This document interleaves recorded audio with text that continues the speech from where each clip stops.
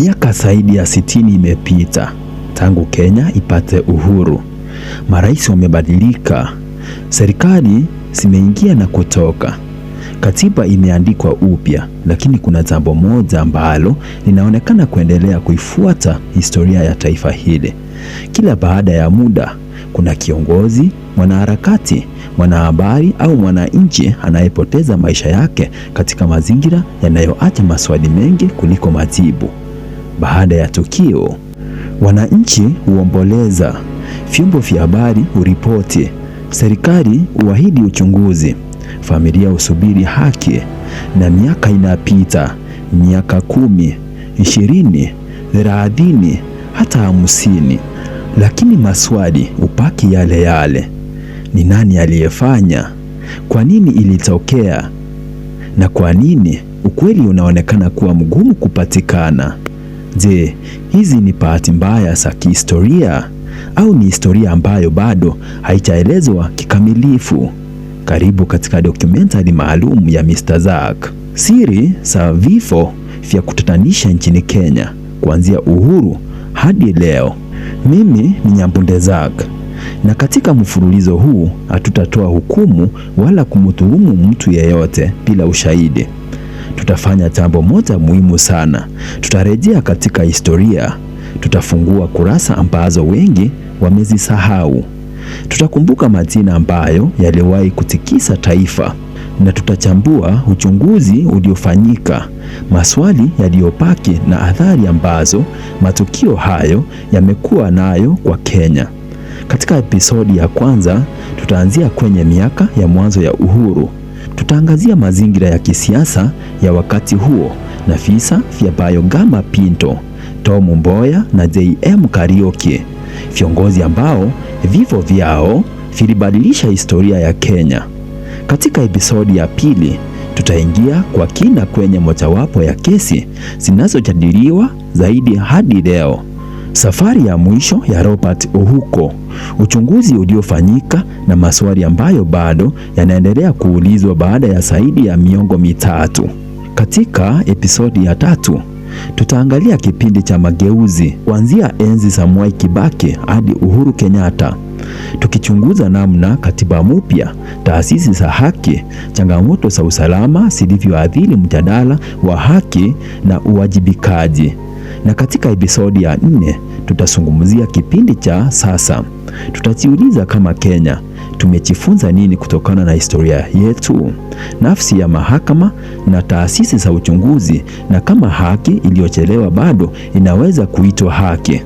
Mwisho wa mfululizo huu huenda tusipate majibu ya kila swali, lakini tutakuwa tumeelewa historia yetu vizuri zaidi, na pengine tutajifunza kwa nini taifa lolote linalosahau historia yake linaweza kujikuta likirudia makosa yale yale. Kama unapenda dokumentari za kina, uchambuzi wa historia na simulizi zenye kutegemea taarifa zilizorekodiwa, hakikisha umeponyeza subscribe, like na share, kwa sababu kuanzia leo tutakuwa tunafungua ukurasa mmoja baada ya mwingine wa kihistoria ambao bado unaibua mijadala mikubwa nchini Kenya. Karibu Mr. Zack, safari inaanza. Disemba mwaka 1963, Kenya ilipata uhuru kutoka kwa utawala wa kikoloni. Wananchi walikuwa na matumaini makubwa. Walitarajia maisha bora, uhuru wa maoni na maendeleo ya haraka. Lakini ndani ya miaka michache tu, tofauti za kisiasa zilianza kujitokeza. Kulikuwa na mijadala kuhusu mgawanyo wa rasilimali, mfumo wa utawala na mwelekeo wa taifa jipya. Katika mazingira hayo ndipo tukio la kwanza lililotikisa taifa lilipotokea: kifo cha Bayogama Pinto.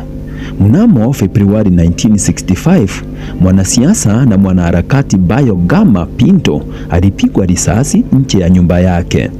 Alikuwa mmoja wa watu waliokuwa wakitetea haki za kijamii na alikuwa na ushawishi mkubwa katika siasa za wakati huo.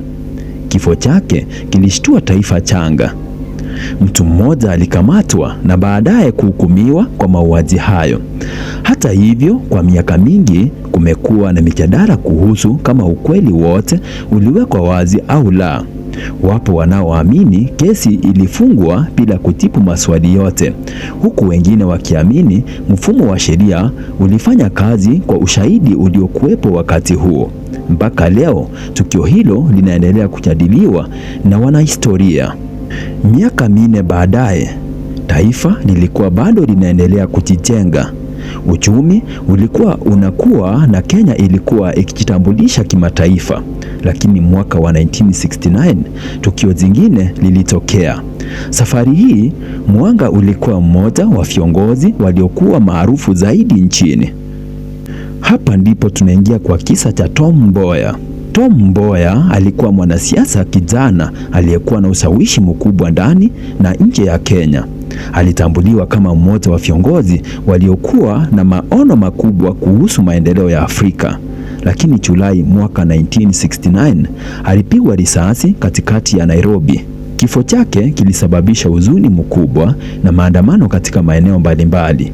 Mtu mmoja alikamatwa, akashtakiwa na kuhukumiwa kwa mauaji hayo.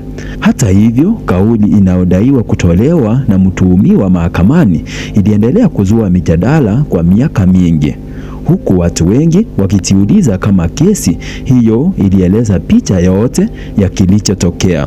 Hadi leo wanahistoria na wachambuzi wanaendelea kujadili tukio hilo. Miaka ya 70 baada ya kifo cha Tom Mboya, Kenya iliendelea na maendeleo yake, lakini ndani ya jamii kulikuwa na mijadala kuhusu usawa wa kiuchumi, matumizi ya madaraka na uwajibikaji wa viongozi. Mmoja wa watu waliokuwa wakizungumza wazi kuhusu masuala hayo alikuwa mbunge wa Nyandarua Kaskazini. Jina lake alikuwa Josia Mwangi Kariuki, maarufu kama JM Kariuki.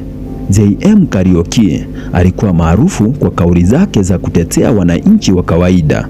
Aliwahi kusema kuwa Kenya ilikuwa inakuwa nchi ya matajiri wachache na maskini wengi. Mwaka wa 1975 alitoweka. Baada ya siku kadhaa, mwili wake ulipatikana katika eneo la Ngong ukiwa na majeraha. Habari hiyo ilizua hasira kubwa nchini. Bunge liliunda kamati ya kuchunguza tukio hilo na ripoti ikatolewa. Lakini licha ya uchunguzi huo, hakuna mtu aliyewahi kuhukumiwa kwa mauaji yake. Miaka 50 baadaye, familia yake na Wakenya wengi bado wanaamini kuwa maswali muhimu hayatajibiwa kikamilifu. Hebu tujiulize, je, haki inaweza kuchelewa? Visa hivi vitatu vina kitu kimoja kinachofanana. Vilihusishwa na watu mashuhuri, vilizua mshtuko mkubwa kwa umma. Vilifanyiwa uchunguzi, lakini baada ya muda kupita, mijadala haikuisha.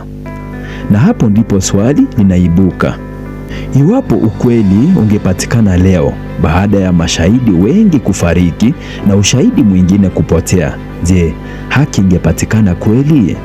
Je, familia zingepata fidia?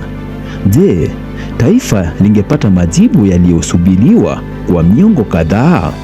Maswali hayo bado yanasubiri majibu, na safari yetu ya historia inaendelea.